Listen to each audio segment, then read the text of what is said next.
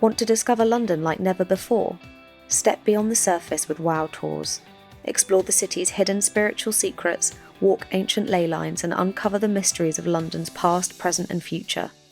Brought to you by Wisdom on Wellness and led by renowned crystal author and Akashic Records reader Gemma Petherbridge, these are more than just tours. They're journeys into the heart of London's esoteric history. Book your spot today and see London through a whole new lens. Visit wowtourslondon.com for tickets. Hello and welcome back to the Wow Talks podcast, recorded live at WowFest 2024. We are excited to welcome back to the podcast the amazing Sarah Williamson. Now, for the past 12 years, Sarah has been coaching and mentoring people struggling with addictions and mental health challenges. She believes that choosing to change your relationship with alcohol before hitting rock bottom is a powerful and empowering choice.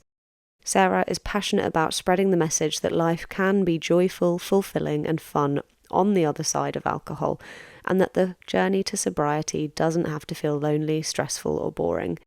As a trainer, public speaker, writer, podcaster, and coach, Sarah has made it her mission to inspire others to find freedom and joy beyond their drinking careers. Join us as we dive into an uplifting conversation with Sarah about embracing positive change and living life to its fullest. We hope you enjoy.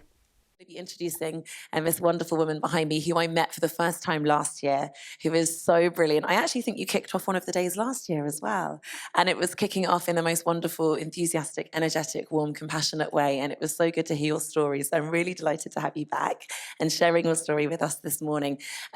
We are Wisdom on Wellness. I don't know if any of you were here yesterday. No, it's such a good festival. It's really, really nice. We're sponsored by the Jasper Cacao Project. Jasper actually will be getting interviewed a bit later on as well by myself. So welcome, and I'm going to hand it over to Sarah Williamson to share her story. Thank you so much, Sarah. It is really lovely to be here today. Thank you so much for coming and listening to me and for enjoying this amazing day. What beautiful weather. It's so lovely. I don't know if you came to Wisdom on Wellness last year, but it was a completely different venue, also wonderful. But today just feels like it's really delivered all the beautiful things. So I hope you enjoy everything that is being offered today. Nobody is more surprised than me to find myself standing on a stage talking about the subject of drinking less and living better. If you'd have said to me a few short years ago, you're going to have a specialist subject and you're going to be speaking on stage, you're going to host a podcast and write a book about it, and the subject is not drinking alcohol, I think I'd mostly have been horrified. I was living one of those lives that looked like living my best life. I was living in a lovely town in Surrey, just down the road, married to my lovely husband in a nice house with a dog and 2 children, with a really fabulous career. And yet I was feeling really quite empty inside, and I could not put my finger on it. I was doing all of those wonderful things, and many of them you will see talked about today, and many of them I absolutely advocate for.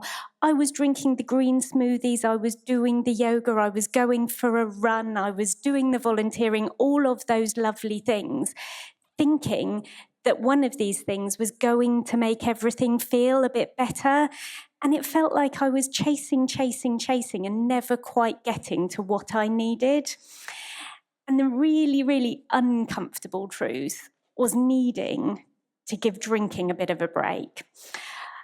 By the end of my drinking, I was not drinking in what we might describe as a problematic way. I was certainly drinking under the UK government guidelines. I was at that point where I was drinking probably 2 G&Ts on a Thursday night and maybe sharing a bottle of wine with my husband at the weekend. But I wasn't really understanding the huge impact it was having on me. And by doing myself the favour of cutting the one thing out, instead of keep on adding the different things in, it made an astonishing difference. The idea of cutting drinking out took a long time to come to. I knew for sure I was going to make something different happen in my life. in the summer of 2017, I had one of those hangovers from hell, the type that you wake up and, I don't know whether I need to tell you, but cold sweat and not wondering which way up the room was, all of the rest of it. And I thought, okay, this is it. I didn't say I'm never drinking again, because I had said that probably 1,000 times before, but I did know something was going to shift. It took me 2.5 years to actually get to the point of shift. And during that 2.5 years, what I did, I wouldn't have had language for it then, but I do now. I was moderating my drinking. It was a period of harm reduction. I was drinking less. I managed to go for nights out with my girlfriends where I drank just 2 glasses of wine, and I didn't leave my shoes in the taxi on the way home. I did not leave my mobile phone tucked behind the chair in the bar. I arrived home wearing everything that I went out with and carrying my handbag. So some might say, nothing to see here, no problem over there. But I was still feeling below par. What I decided I was going to do over that 2.5-year period was run an experiment. And my social experiment was just going to involve me. And it was going to be me not drinking for 1 whole year. I chose my 1-year project because I already knew I could do a month without a drink. I'd done lots of dry Januaries and sober Octobers previously, and it felt a little bit odd saying I was going to do 3 months sober or 6 months sober. I don't know why. I like particularly round numbers, and I thought, right, I'm going to go into this and do this for a year. And what I'll know at the end of the year is that I haven't got a problem, and everyone else will be able to see that I haven't got a problem. So I went into it with a massive load of curiosity. I thought, what's going to happen? In a year, I am going to go to a wedding, go to a day at the races, have big nights out with my friends, birthdays, Christmas, all of these things were going to happen. Am I going to just survive them? Are they going to be hideous, or are they going to turn out and be absolutely fine or better than expected? And the truth of it is, not all parts were rainbows and unicorns, definitely. I had decided that I was going to run my experiment through 2020. And I don't know about you, but I have never had a New Year's resolution start on the 1st of January that has run right through to the 31st of December with success. I'm going to tell you now, my birthday's the 4th of January, so you can have a guess exactly how long any of my New Year's resolutions usually last. I was, at the beginning of December 2019, really giving myself all the information and knowledge, gathering the resources, educating myself about what alcohol really does, how alcohol impacts us emotionally, physically, and spiritually. And in gathering that knowledge, I realised I was stalling, waiting for 2020 to begin so I could start my experiment. And the stalling bit started to feel less and less comfortable. Right at the beginning of that December, I was looking at my diary and seeing 2 different work nights out booked in my diary, my big night out with my girlfriends, my university friends, the Christmas Eve, the carol concert with Fizz afterwards, and all of these things. And I thought to myself, actually, if I were to start my experiment now at the beginning of December, maybe I would give myself the evidence that I can do some of the quite difficult things right at the front of my experiment, and that'll give me some confidence to go through perhaps the rest of the year. Because we could argue that January is quite an easy month to have a break from alcohol because so many other people are doing it anyway. But by the time February came round, I'd already have 2 months under my belt. So that was my thinking. My last alcoholic drink, I don't have any big story for you about. It was at some of my oldest friends' house, a big party, my university friends. We were all staying over in Brighton. On that night, I made myself unofficially bar person. So each time somebody needed a drink that night, I would be the one topping up in the kitchen, bringing everyone else's drinks through to them. And each time I started off with a G&T, but each time I was topping my drink up, I just actually topped it up with tonic. So that last night that I drank alcohol, I probably had 2 G&Ts in total. And I woke up the next morning and I just knew something was different. But I felt really good about the difference. And I'm not just talking about the smug feeling, seeing everybody else really hungover, not that kind of good feeling. It was a feeling knowing that I was making a change and making a decision for myself that felt really good and really powerful. So often we are told the story or given the story that breaks from alcohol come from rock bottoms, and the movies and the books and the stories and the TV programs show us stories where people had to stop drinking because they had, in inverted commas, a problem with it. We see stories where there had to be an intervention, where somebody had to go to residential rehab or have a medical detox. They blew up their relationship, lost their job, crashed their car, whatever the dreadful story was. And I'm not saying that those stories aren't valid, of course they are, but what a good feeling it is to make a decision just from the place of, this is no longer doing me any favours and I'm fine about drawing the line here. So I knew that a year was going to pass in a period of 12 months. What I didn't know was that COVID was coming round the corner. And by the time March 2020 came round, unexpected things were happening in my world. I was working in a job in youth justice where a huge part of my role was talking to young people all day about their substance use and misuse, whilst never for a single second considering my own. The conversation that I was having with young people, I very much compartmentalised because I was thinking about the substances they were using not being available for sale in Sainsbury's, whereas mine was. And so I suppose a part of my justification was around recognising that I was doing something that was no different to what other people were doing. And also, I would say to you that a big part of my story was around having a drink at the end of the day to relax, to de-stress, to change gear, all of the stuff that we would say is normal, the stuff that perhaps we come home and we're cooking dinner, we pour a glass of wine while we're doing it, or we're socialising with our friends and we're going out for a drink. And actually, it was difficult for me to start thinking about how I was going to replace that activity. And many people in the circles that I now work in would tell you that it's a good idea to have a bank of distractions and alternatives that you're going to have at that time that you might previously have called wine o'clock, perhaps. Now maybe you call it the wine witch hour or whatever. And perhaps the things to do are decide to go for a 5-kilometre walk at that time, have a bath, do a meditation, do a yoga practice. And maybe all of those things are fabulous and maybe they are your answer. But if you haven't got to the nub of what's going on behind that, those things might not be as useful as they sound on the surface. So I'll give you my example. One of the reasons that I really felt like I needed to change gear at the end of the day was one about feeling conflicted about loneliness and isolation. So I was coming home from a really full-on job, young people that I was working with, a huge caseload, and then not really having a very useful way of decompressing at the end of the day. Certainly, a few of my friendships had shifted over the previous sort of 6 months to a year, where we'd, for no particular reason, gone from perhaps phoning each other regularly to falling into that WhatsApp habit. And WhatsApp maybe is a fabulous way of communicating, but it isn't the same as having a conversation with someone on the phone or going out for a coffee with them.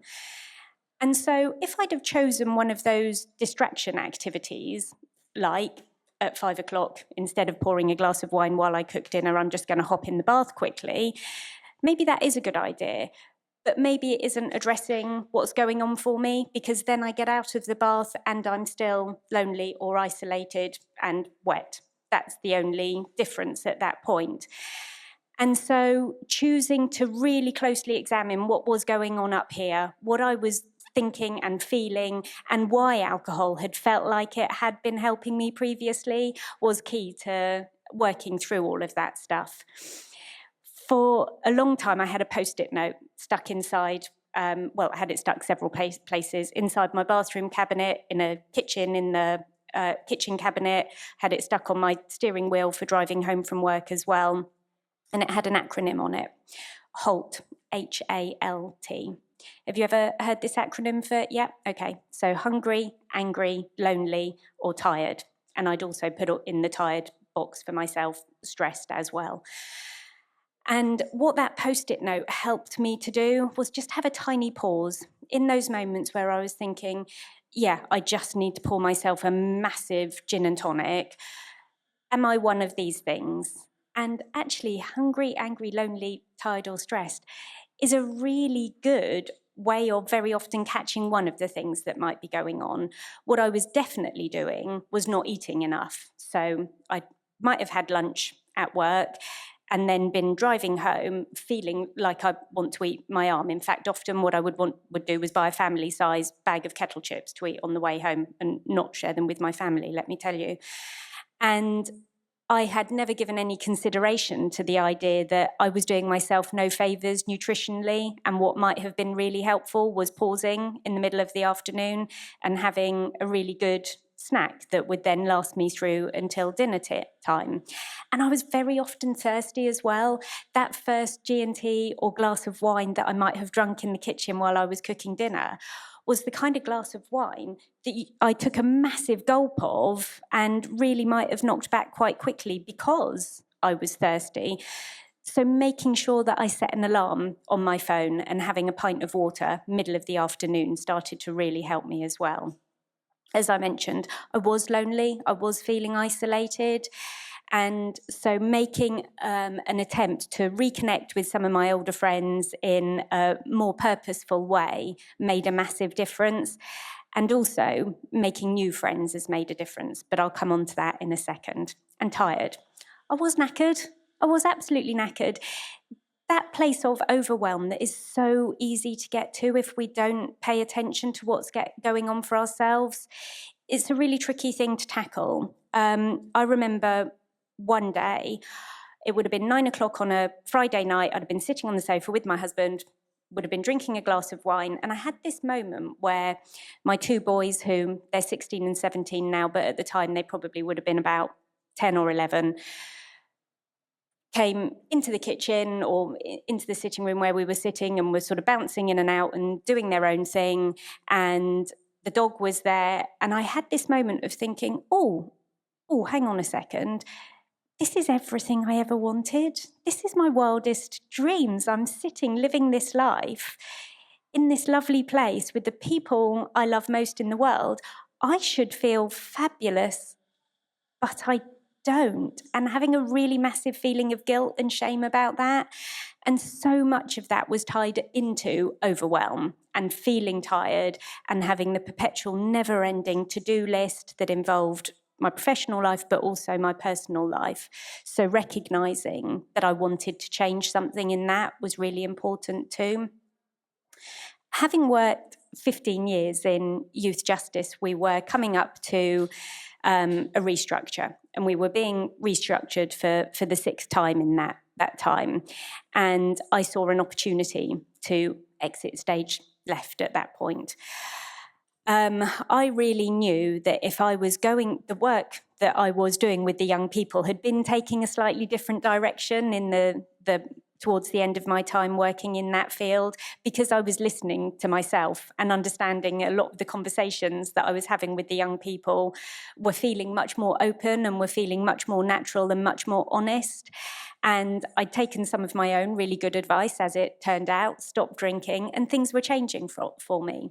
So I decided to do some retraining and set up my own business, which is called Drink Less, Live Better, and started coaching and mentoring people in groups for a charity that I work with, but also one-to-one and individually. And it was something that I built for a year whilst I was still working in youth justice, which I'd told my line manager about. And then as the opportunity to be made redundant came up, I was able to shift my work entirely into that field. And I will be forever grateful for that, because it really helped me to redesign my life. It really helped me to get that handle on overwhelm and decide what really was urgent and important for me and what wasn't. And I do recognise that that's a massive place of privilege, being able to assess all of that and then make that move. But what it has helped me to do is really open my eyes, further educate myself into all of the stories that we tell ourselves about alcohol. One of the most taxing things when I was first thinking about my alcohol-free experiment for a year was talking to other people about it. And the labelling felt so difficult to me. I never wanted to describe myself and would not describe myself as an alcoholic. I would never tell you that I had a problem with alcohol. I just know that my life is so much better off without it. And what a gift it was being able to live that life where I cut down what I was drinking over a period of time and assess how that made me feel before I stopped. I love this term sober curiosity. This is something that you'll see a lot of on Instagram and in those social media fields, giving ourselves the opportunity to just think a bit more open-mindedly about, is this what I want for myself? Is this taking me in the right direction? The idea that we do all of those beautiful and nourishing activities, that we consider ourselves as spiritual beings and enjoy the yoga and the meditation, that we do really well for ourselves from a nutritional point of view, and then drink a glass of, I'm sorry to say it, but it is the truth, a toxin, a poison at the end of the day, kind of doesn't really balance for me anymore. And that opportunity to be able to decide this is something that I'm just going to draw a line under for a while was such a gift. And the language that I use to talk about it changes depending who I'm talking to at any particular point. So certainly the early days conversations that I had with my friends where I didn't feel brave enough to say, oh, actually I'm giving it a break for a year, it felt too confronting and too horrifying, because even though they're really great friends, I didn't want to have the conversation with them about why I had felt like this. Very often I've been in positions where I've said to people, more recently, let's say, oh, actually I don't drink.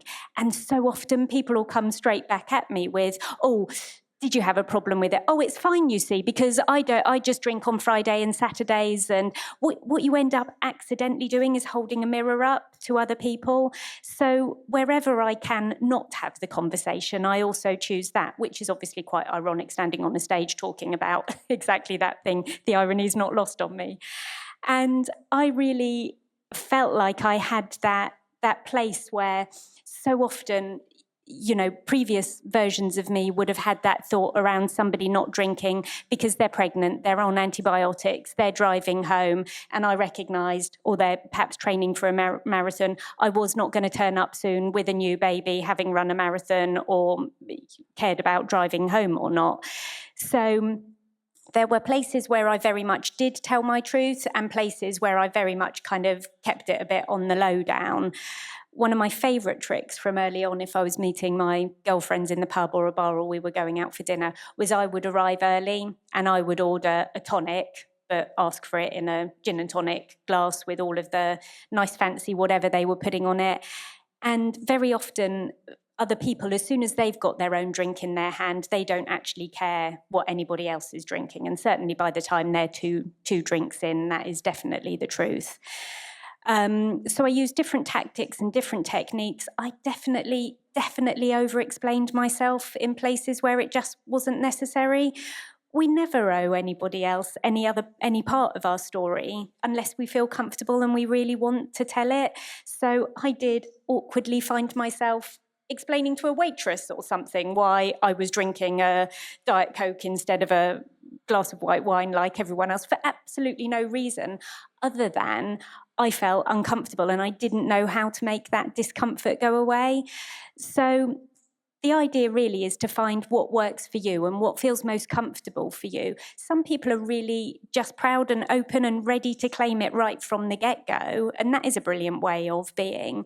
But I would say just go gently on yourself, navigate your way through it, question yourself around whether this might be a right choice or experiment for you to run at some point in the future. Maybe you're already running it.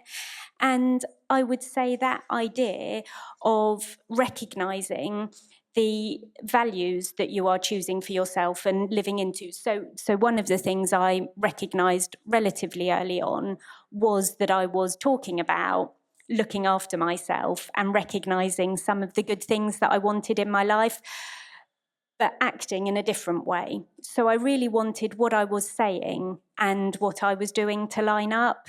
And I feel like going through this journey, this is, I'm 4.5 years without a drink, and this is as good as I've felt in so many years. All of those years that I would have told you that I was working hard and playing hard and living my best life, maybe I was absolutely at that moment, and this moment feels different and probably looks different, certainly, and feels really good right now. So I'm so glad that to that past version of me for deciding that this was a good way forward. And it's one that I'm so delighted talking about. I'm really happy to hang around outside afterwards, really happy to have conversations with you, chat to you. You can find my podcast on all of the podcast platforms. It's Drink Less, Live Better. It's 5-minute episodes. And the idea behind that is that perhaps at 6 o'clock, when you're thinking, oh, maybe I will pour a glass of wine, maybe I won't, you have a 5-minute pep talk and listen to somebody who might have something interesting to say on the subject that might help you make your decision one way or the other. My book is available as well, Drink Less, Live Better. That was published last year. And on my website, Drink Less, Live Better, you'll also find loads of resources, blog posts and things that I hope will be helpful to you. I'm really happy to answer any questions from the stage as well, if anybody has got any. Anyone got anything for me? It's good. It's fine. Thank you so much. Thank you for coming here today. And I hope you have the most amazing day for the rest of the day. Enjoy all the activities that are available to you. Thank you. Thank you for listening to our Wow Talks podcast. If you enjoyed today's episode, please be sure to subscribe and leave us a review. And we'd love for you to share your own wisdom on wellness. Join the conversation, share this episode with a friend, or follow us on social media for more updates at Wisdom on Wellness. Until next time.